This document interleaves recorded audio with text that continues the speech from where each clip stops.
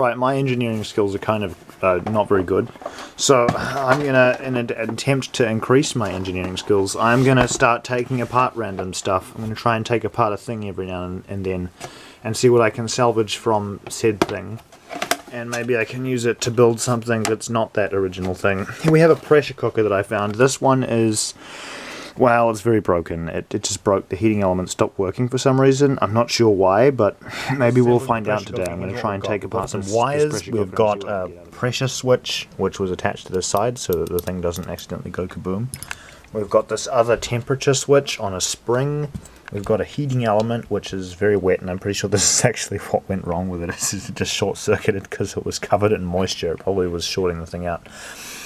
And then over here, we've got a basic circuit board with an input mains power supply through a full bridge rectifier with a little capacitor to stabilize the thing. And then we've got a different voltage converter circuit over here, which powers the display screen, and also a switching relay to turn the heating element on and off. And these are just the cables that go into the main little button board thing that is the display screen. Got a buzzer connected in over here, and that's pretty much it. All of these cable things were just extra grounds and safety switches which went through these wires to stop the thing from accidentally turning off and on at the wrong time. So there's a few components on this circuit board that we could use. We've got, right, I successfully depopulated the circuit boards, and I've acquired these things. We've got a buzzer and some capacitors, some LEDs, and a relay and a fuse, and not really that much, just some buttons and some lights. Alright, so I salvaged all of the PCBs, and I stripped them of all their components, and then I cut them into rocket fins and glued them to this Glad wrap tube. Aluminium foil tube.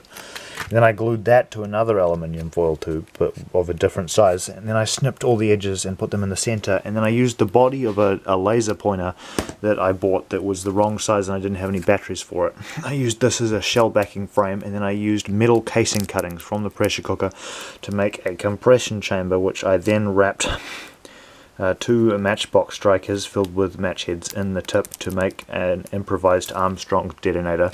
And then I got this $12 roll of cardboard by buying some string and then using all the string. And then I got the matchbox and I cut it into a circle and glued it on the edge here, and then I put one of my electric matches in, made with some hairdryer wire which contains nichrome wire, which is like nickel chromium alloy that gets super hot when you run a current through it. And then now I've got this tube, and it just happens to fit perfectly up the tube of this thing like this. Boop, and then there's just two little wires coming out. And I just remembered that I'd bought this iron oxide powder, which is used in like making dyes that are brown. And then I found some brown sugar. And then I remembered that when I was working on the rubbish truck, I found this cool beaker just in someone's trash can. I mean, who throws out a perfectly good beaker and just puts it in their trash can? And then I found these matchboxes. And then after that, I found this pair of pliers.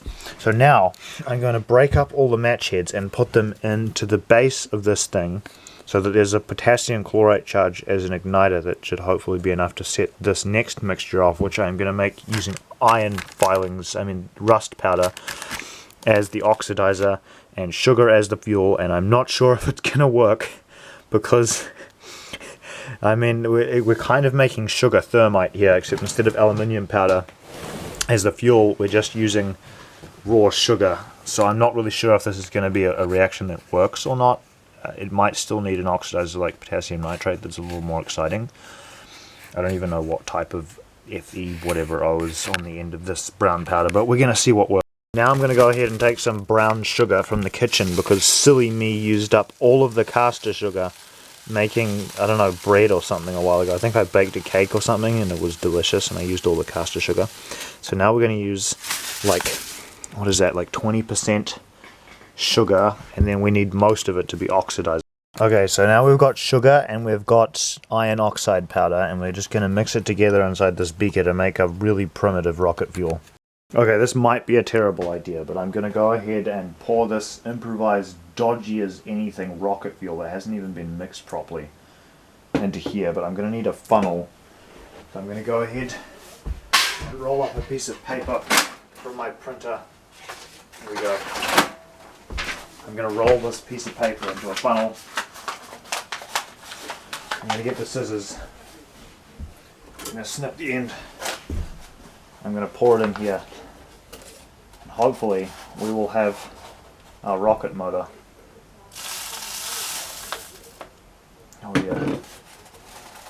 Gotta shake it in there. Oh, please go in, please go in.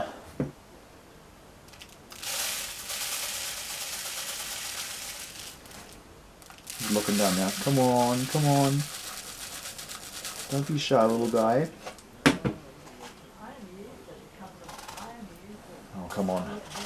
I think we did it. Alright, it's all in there. We've got one loaded rocket motor. I did it. I finally did it. I crafted a rocket out of garbage. This is the garbage rocket Mark 1. The rocket engine uses a piece of A4 paper to block the front tip, an electric match made from a hairdryer, and a string roll tube as the rocket engine. And the PCB rocket fins are made from a chopped up pressure cooker, and the tip is an exploding tip made from a matchbox. Not sure if it's actually going to work or not. It's pretty garbage, but we'll see how it does. Alright, here we go. This is the rocket. Alright everyone, I've gone ahead and crafted a rocket propelled grenade. We're going to test it now. Oh. Here we have my improvised homemade rocket. I'm going to attempt to launch it now. It might just fail miserably. I'm not sure if it's going to work at all. It might not even ignite properly.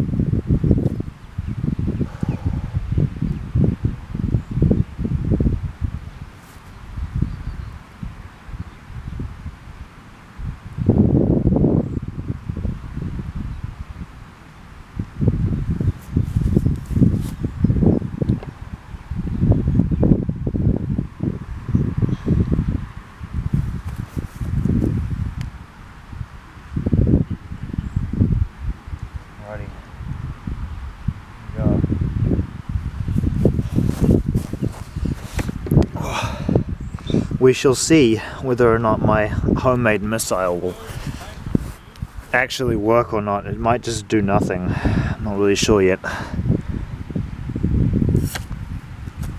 Oh, that's so pathetic. It didn't even ignite it. I mean, maybe if I hold it for a little longer. Nope, it's just